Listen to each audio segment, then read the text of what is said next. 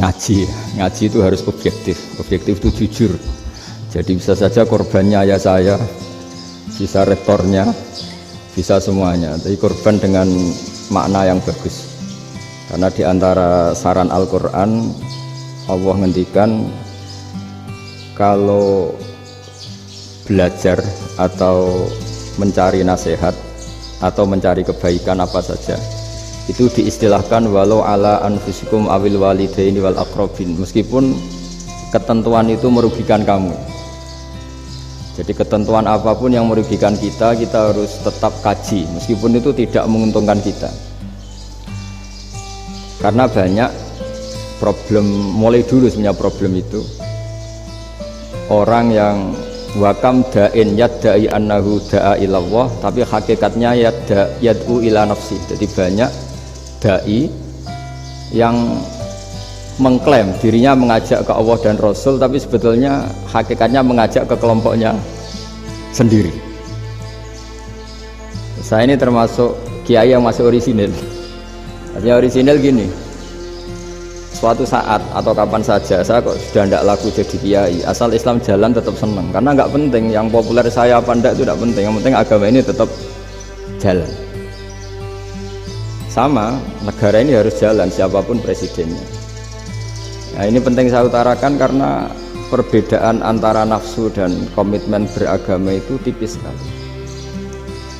Sehingga dulu pernah ada cerita, ini bukti keadilan Rasulullah SAW. Pernah suatu saat Nabi itu ngaji, yang ngaji seperti ini. Terus ada pemuda dengan cueknya ngelewati masjid yang sedang dipakai Nabi ngaji. Singkat cerita semuanya ngomel ya, bergumam. Celaka betul pemuda itu, ada Nabi ngaji kok udah ikut ya. Tapi Nabi secara besar hati ngendikan, ini ada di beberapa kitab di Fadhailul Kasbi, keutamaan kerja. Kata Nabi, pemuda itu mau mencangkul di lahannya. Jika dia mencari nafkah untuk keluarganya, untuk kebaikannya, maka itu bagian dari ajaranku. Jadi Nabi berbesar hati bahwa kerja seperti itu bagian dari ajarannya. Jadi tidak harus datang ke majelis ngaji. Dan bisa saja yang sedang hadir itu ya orang yang hindari istrinya minta belanja dari ngaji terus benar dituntut belanja kan gitu. Mungkin anak-anak UMM yang kesini daripada tengok-tengok yang Malang bosen jalan-jalan ke Rembang gitu. Ya, jadi nggak mesti bener juga niatnya gitu. Jadi ya sama itu. Jadi kalau di dunia kiai yang masih orisinil itu nafsu itu bener-bener dilatih. Maka masyhur dalam cerita ada orang perang sama Ali radhiyallahu anhu. Ketika perang ini sangat semangat, tapi ketika orang itu meludahi dan Sayyidina Ali ini tersinggung karena diludahi, Sayyidina Ali langsung angkat tangan, sudah perangnya nggak usah diteruskan karena saya marah sama kamu sekarang demi nafsu karena kamu meludahi saya, padahal saya tadi motifnya demi Allah dan Rasul. Jadi sangat tipis bedanya kita emosi karena diri kita dan emosi karena Allah dan Rasul. Sehingga ketika diludahin ini terus beliau mikir jangan-jangan perang saya karena saya diludahi. Nah yang hilang dari peradaban modern adalah Allah itu tidak begitu hadir di hati kita. Saya sering cerita di mana-mana, teks hadis itu sebenarnya berbunyi gini, ini hadis sahih. Mangka na yu'minu billahi wal yaumil akhir fal yukrim jarohu. Ada yang fal yukrim jarohu doifahu, ada yang fal yakul khairan aul yasmut. Siapa yang iman dengan Allah dan Rasul maka harus memuliakan tetangganya, memuliakan tamunya. Dulu itu ada seorang ulama dipanggil anak muda, dibully terus sekarang. Wahai kiai, datang ke rumah saya. Datang kiai itu. Setelah sampai ke rumah orang itu, silakan kiai kembali ke rumahnya, saya tidak butuh kiai. Kiai itu dengan riang kembali. Setelah di rumah dipanggil lagi, Pak Yai silakan datang ke rumah saya. Datang lagi, ya senyum-senyum kiainya santai. Wah nggak jadi butuh Pak Yai, silahkan kembali lagi. Sampai 3 kali. Oh itu kalau rektor digitukan marah itu. Dosen marah. Kiainya santai, santai senyum-senyum rileks. Ketika ditanya kenapa Pak Yai tidak tersinggung, jawabannya unik. Anak muda saya ini senang sekali nuruti perintah Allah, disuruh menghormati tetangga, sehingga ketika Anda manggil ya saya datang. Ketika Anda nyuruh pulang, ya saya pulang. Saya senang sekali nyeneng kantongku. Dan itu perintah Allah, jadi tidak ada hubungannya dengan kamu. Wah, pemudanya nangis minta dimaafin. Kalau kita kan enggak, kita ini dosen, kiai, mungkin kita doktor, mungkin kita profesor. Tapi kita ini sering didikte oleh orang bodoh. Kalau orang bodoh itu jengkel, lo kita ya jengkel. Lo kamu jengkel, dijengkelkan orang bodoh itu namanya terdikte. Itu bodoh apa pinter? Oh, itu tidak pinter sama sekali. Kalau betul-betul kamu pinter, hanya bisa didikte oleh Allah Subhanahu wa Ta'ala. Jadi antara hukum Allah apa? Wa ahsin man asa'a ilaika, berbuatlah baik sama orang yang berbuat buruk sama Anda. Itu dikteannya Allah. Kalau dikteannya orang-orang bodoh kayak dimangkel ben mangkel, terus kamu mangkel. Itu bodoh apa pinter?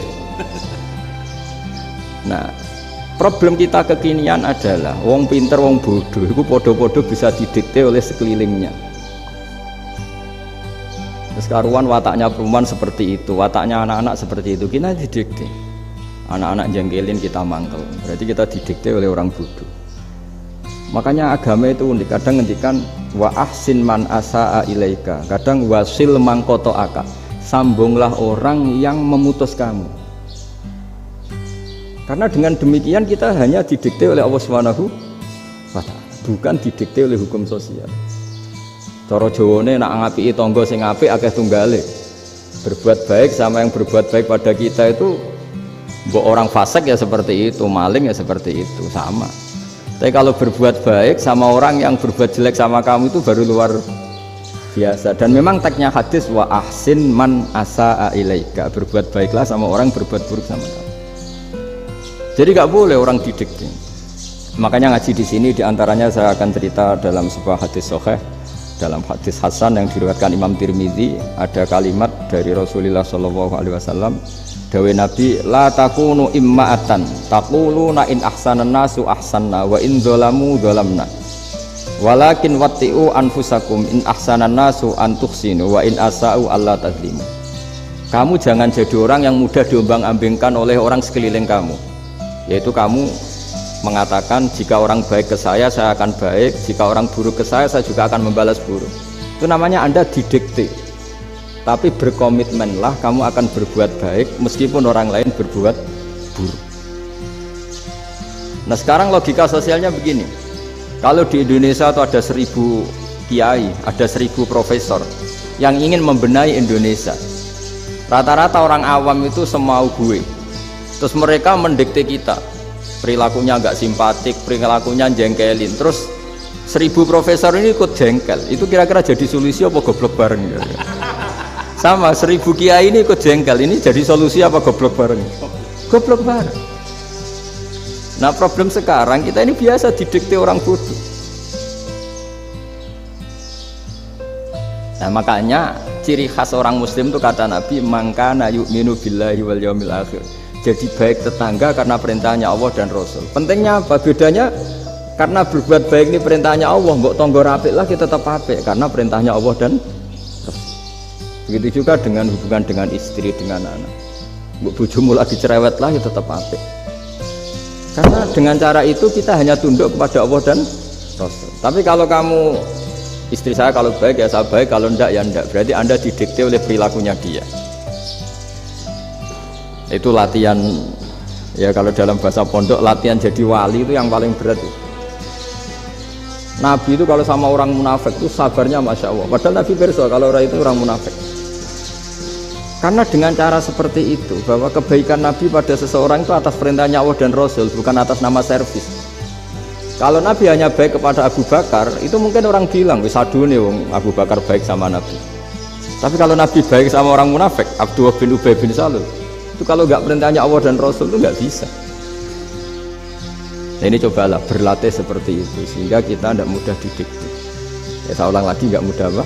Didikte. Maka di antara kebaikan Allah dan Rasul adalah bahkan orang dolim saja diberi jatah rahmat. Makanya tadi seperti mukadimah yang dibaca Pak Haris tadi, agama ini rahmatan lil alamin. Orang yang dolim saja dapat jatah apa? Rahmat, apalagi yang soleh. Nah kemudian yang perlu dicatat, kenapa kita menjadi enjoy dengan Islam? Islam itu adalah agama yang tidak didikte oleh materi. Jadi kalau Anda ingin makan enak, mungkin kalau pikiran kebanyakan orang, anak-anak muda yang milenial, yang gaul, ingin makan enak ya makan yang disukai. Misalnya sate atau bakso Malang atau apa. Kalau orang-orang yang jadi wali gak gitu cara berpikir. Ini yang masih orisinil. Ditanya, ini dunia baru kesulitan makanan, baru resesi. Cara makan enak gimana? Jawabannya lucu. Ya gampang, idamuhu alju. Idam itu lauk. Kalau kamu ingin makan lauknya paling enak apa? Alju. Kamu harus lapar banget. Sampai kalau puasa itu melihat tempe itu wah luar biasa. Tapi kalau kamu nggak puasa, air putih itu nggak menantang. Tapi kalau puasa, tempe air putih itu menarik dan Anda tetap lahap. Apa? Karena lauk terbaik adalah alju, yaitu lapar. Nah tapi kita ini enggak. Kita ini kayak orang bodoh. Kayak orang bodoh tadi, profesornya makan nyaman ya kalau sesuai selera. Nah itu kan sama dengan anak-anak ABG. Anak ABG itu makan lahap ya kalau yang disukai. Lalu bedanya apa ABG sama profesor? Kalau cara berpikir masih sama kan itu. Kiainya juga gitu. Kiai makan enak kalau yang disukai, kalau enggak ada. Lalu bedanya apa kiai sama orang awam? Orang awam juga gitu, makan lahap ya kalau yang disukai. Nah ternyata perilaku kita ini yang pintar sama yang bodoh sama Mas. Kalau kamu ingin berkasta lebih baik, itu cara makan enak itu apa? Idamuhu al-ju'. Lauk terbaik adalah karena kita sangat lapar. Makanya masyhur dalam cerita-cerita tarikh sirah nabawiyah. Nabi diberi hadiah, beberapa hadiah. Di antaranya ada yang diterima, ada yang enggak. Termasuk yang dikembalikan itu dokter. Ada seorang raja memberi hadiah Nabi dokter Tobit. Itu sama Nabi dikembalikan karena dokter ini sudah lama kumpul Nabi itu gak pernah sakit. Akhirnya dokter ini putus asa, ini gak perlu diobatin. Ketika ditanya kenapa ya Rasulullah engkau gak pernah sakit, karena kita ini kaum, kita ini komunitas masyarakat yang tidak akan makan kecuali lapar, dan kalau sudah makan berhenti sebelum kenyang. Jadi sederhana sekali pengobatan zaman Nabi. Sebagian besar penyakit itu pasti disebabkan kita ceroboh dalam hal makan. Sudah ngerti kalau durian masalah, kalau makan durian ini nggak kehitung gitu. Apalagi kalau gratisan itu tambah banyak. Gitu. Pola tidur juga gitu kata Nabi. Dan kita tidak tidur kalau tidak sangat ngantuk. Nah itu namanya orang-orang soleh yang sudah ada didikte materi. Kalau yang didikte materi kan bisa tidur nyenyak kalau kasurnya enak, AC gini-gini. Sebenarnya enggak, tidur enak itu ya kalau sangat ngantuk. Mbok di gudang, mbok di bis, kalau sangat ngantuk ya semuanya ya enak. Sama, mbok lapar, mbok hanya tempe, tapi kalau sangat lapar itu ya enak. Nah ini ilmu yang mulai hilang, ilmu-ilmu yang mulai hilang.